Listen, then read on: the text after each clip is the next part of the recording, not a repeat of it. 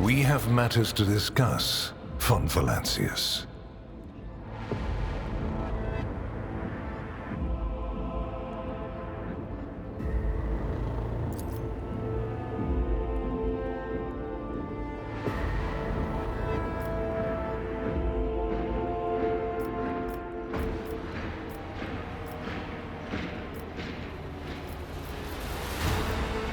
Probably.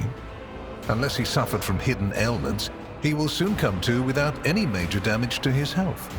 Either way, oblivion is a far safer option for him than the dangerous privilege of being a witness to this conversation.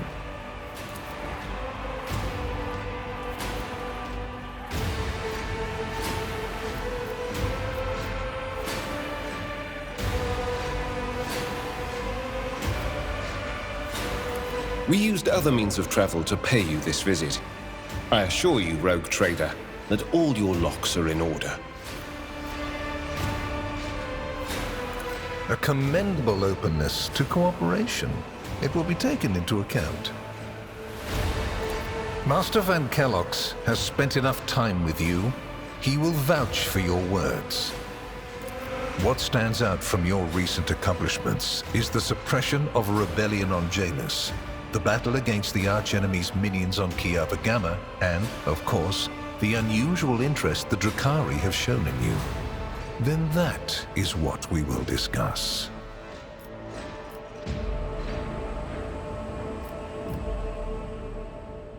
Does it? We're in your chambers, not a confessional cell. You're in perfectly good health, and none of the varied and fascinating instruments and procedures that expedite candor are being applied to you. I assure you, you would immediately know if our discussion turned into an interrogation. What was the reasoning behind your decision to let Xenos, enemies of humanity, live and act on a planet that belongs to you? Given that their agent now accompanies you as a member of your retinue, many might wonder, has House von Valancius renounced its service to the Imperium?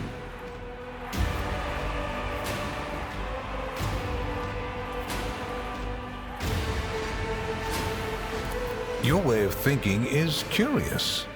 Dangerous, but curious nonetheless. I would suggest exercising utmost caution should you wish to continue on this path. Are you surprised? You thought the Inquisition was unaware of the circumstances of your deeds. How often do you find yourself thinking that there are things we shouldn't know about your life? It is my job to know everything, and I do it very well. Keep that in mind. I cannot satisfy your curiosity without disclosing information of the utmost secrecy. I will say only this. We had the situation under control. There is a tangled knot of perilous events in progress in the Coronis expanse. Plucking even one thread must be performed with great precision and caution without any room for error. Because you do not want to know the price of such an error, or what forms it might take. Places touched by chaos must be purged with fire and condemned to oblivion. Kiava Gamma should have been bombed to dust and pronounced a forbidden world. However, you decided otherwise and restored the colony's operation. And you didn't even go to the trouble of hiding the traces of the neglect committed by your dynasty. After all, it was House von Valancius that gave Cubus Delphin so much freedom that he sank into seditious heresy. What was your rationale?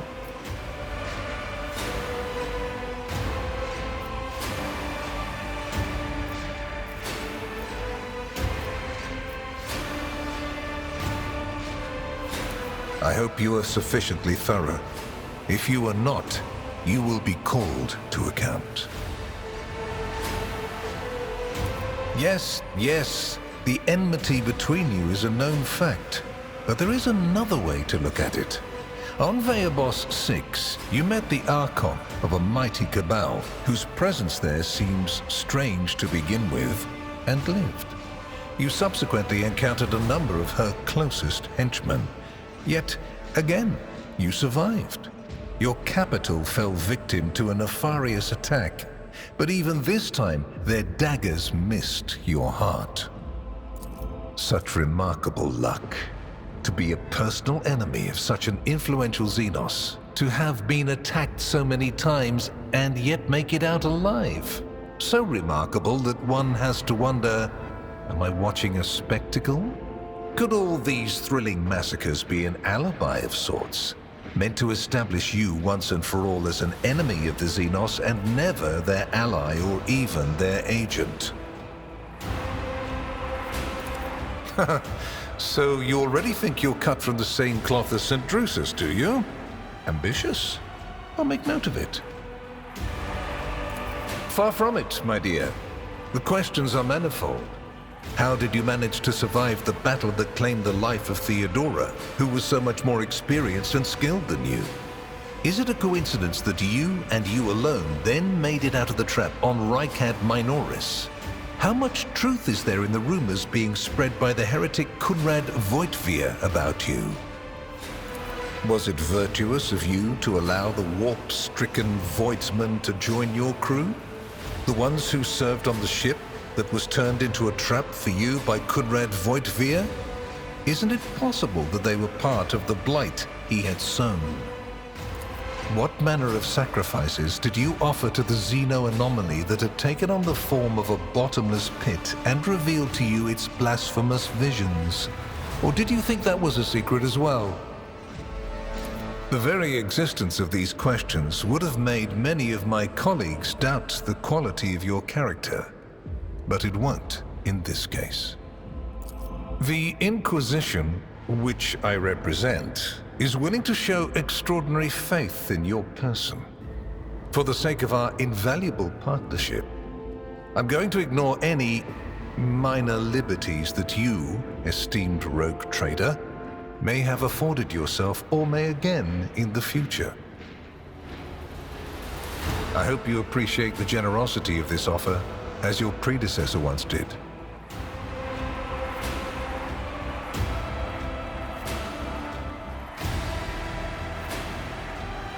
And benefited greatly from it. The world's power is not without limit, and neither is the protection it provides. All those mysterious expeditions, dubious experiments, collections of xenotech oddities are dangerous pastimes. It takes more than the Emperor's permission to pursue them without consequences. One must also make sure I am not displeased by it. Let me demonstrate how it works.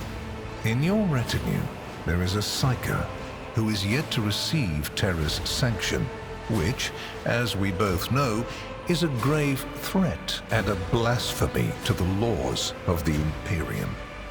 I am aware of this secret, but I'm not displeased in the slightest. And so she lives on, your handy Psyker, Idira Tlass.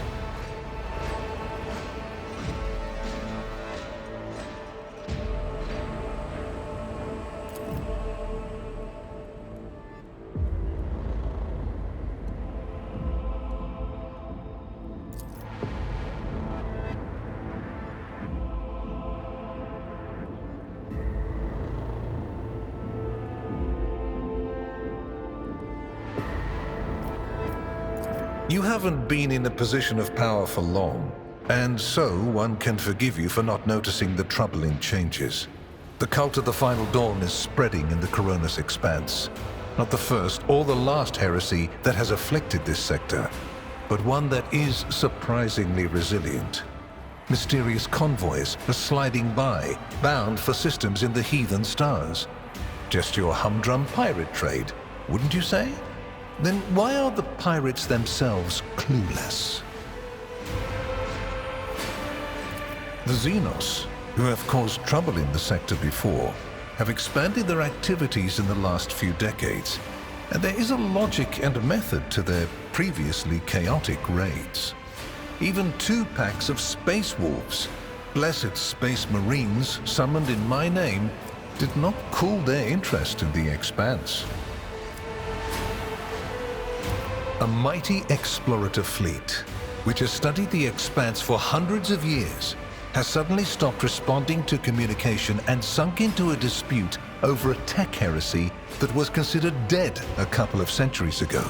House Chorda has clamped down on insurgents, yet its acts of brutality breed troublemakers just as quickly as they're executed, and this bloody carousel has consumed the attention of the esteemed incendiar.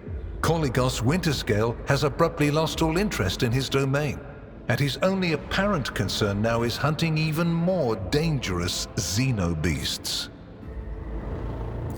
And the third and final rogue trader has unexpectedly perished, stabbed in the back by her own master of whispers. The Expanse is swiftly losing its protectors right when communication with the Imperium is being disrupted by the raging warp. Basically, all the Expanse has left is me and you, if you follow my instructions. Which would you prefer? And you, Heinrichs, do you wish to continue working at the Honorable Rogue Trader's side? I will comply with any order, Lord Inquisitor.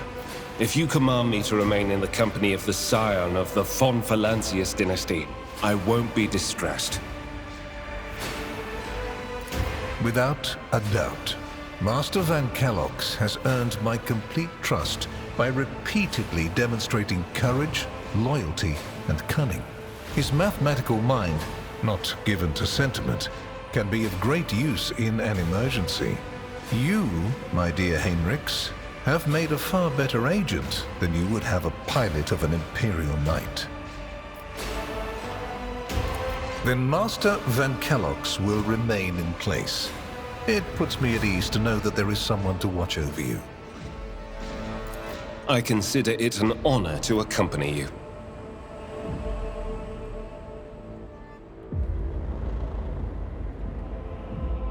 I make no deals, and Emperor forbid that I give you orders. That would mean infringing on your privileges. I'm merely offering well-meaning recommendations and expecting that when the Expanse finds itself in danger, you will break away from your own affairs to heed them. I seem to remember that your exalted aristocrats presented you with many gifts. It would be rude of me not to follow suit. Please accept this gift as a sign of my favor. In an hour of need, give it to any faithful servant of the Emperor, and the Inquisition will come to your aid. The color indicates how close the bearer is to the Lord Inquisitor. Black means that you are a part of the inner circle. Any and all resources will be available to you.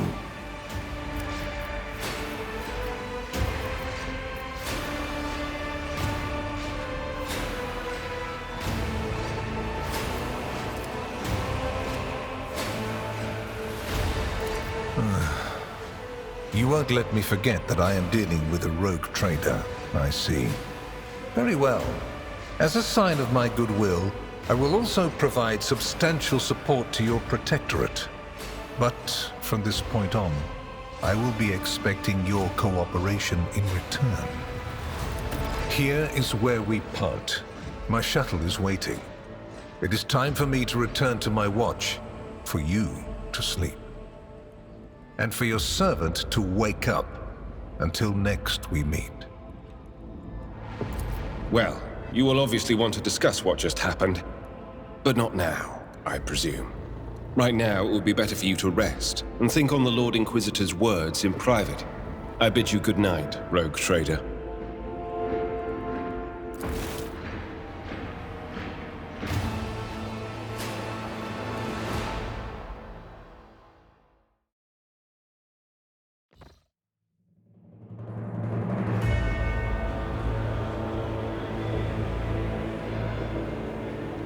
The rise of the rogue trader heir restored a tenuous equilibrium to the von Valancius protectorate.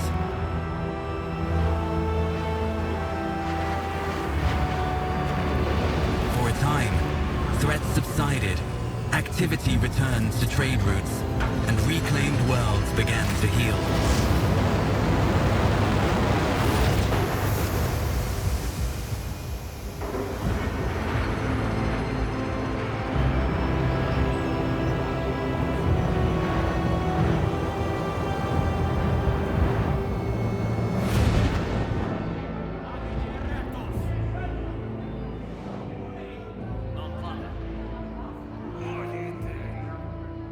The new Lord Captain's subjects praised the God Emperor and their leader wholeheartedly.